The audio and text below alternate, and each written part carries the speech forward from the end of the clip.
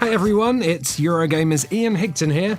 Now, you see this footage, right? This is me actually cancelling my Nintendo Switch pre-order. I've had a big think about it, and right now I just can't justify shelling out a huge wad of cash on a console that I'm not too sure about.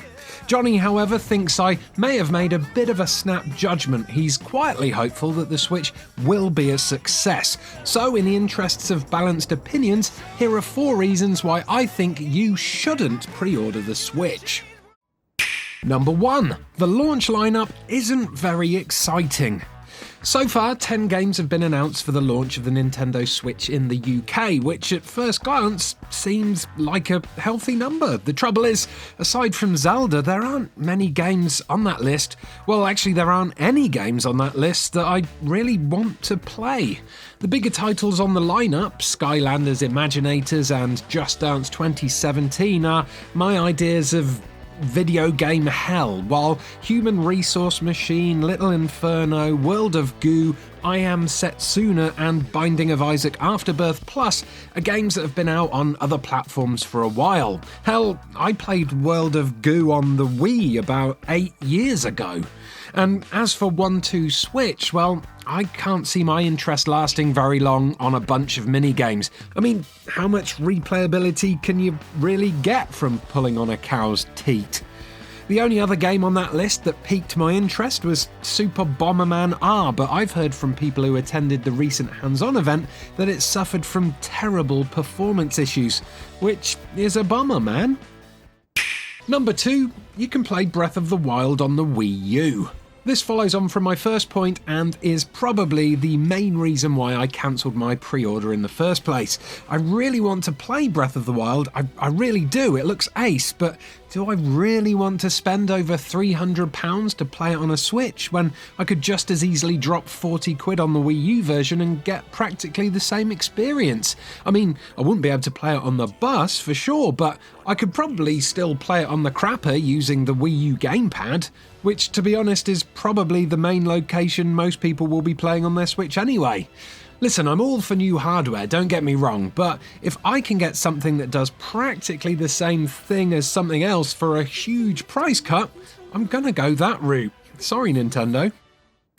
Number 3, hidden costs make it really expensive. I think £270 is a fair price for a new console. I'd have happily paid less for sure, but for a new, innovative piece of kit, yeah, I'd be happy to pay that.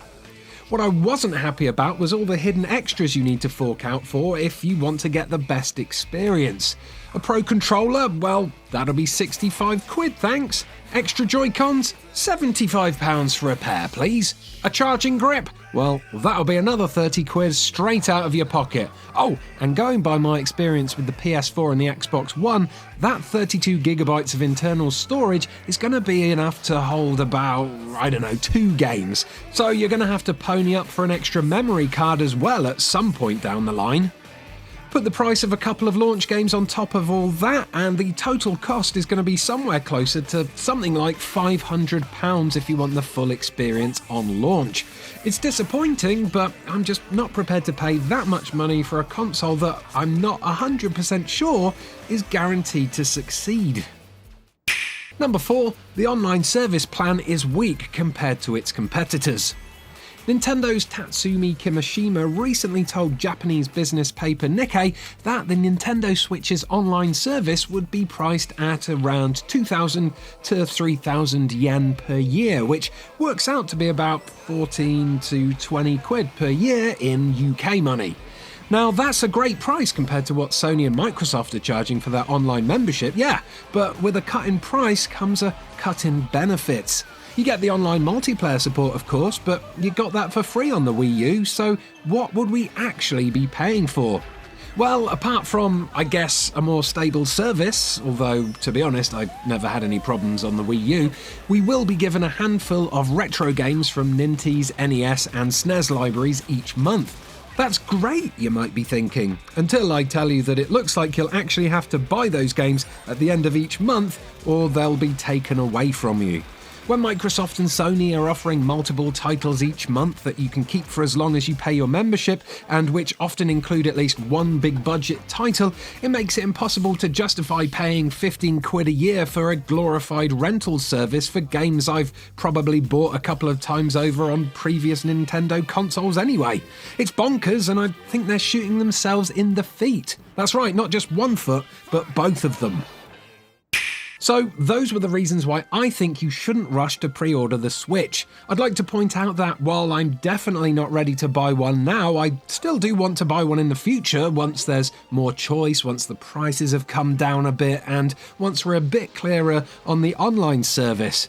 Maybe just before Odyssey is released or something like that, because that game looks great. It's just, at the moment, it's too high a price to pay for such a risky console, no matter how much Johnny tries to convince me I'm wrong. But what about you lot? Did you pre-order then cancel? Is giving up a launch day Switch something you'd never even consider? Or maybe you just didn't pre-order at all because you don't like the look of it? Let us know your thoughts on the topic in the comments below, like and subscribe for more from Eurogamer, and then why not check out the other side of the Switch argument by watching Johnny explain why he thinks you should pre-order the Switch. Just click on that thumbnail and YouTube will take you straight there. See ya!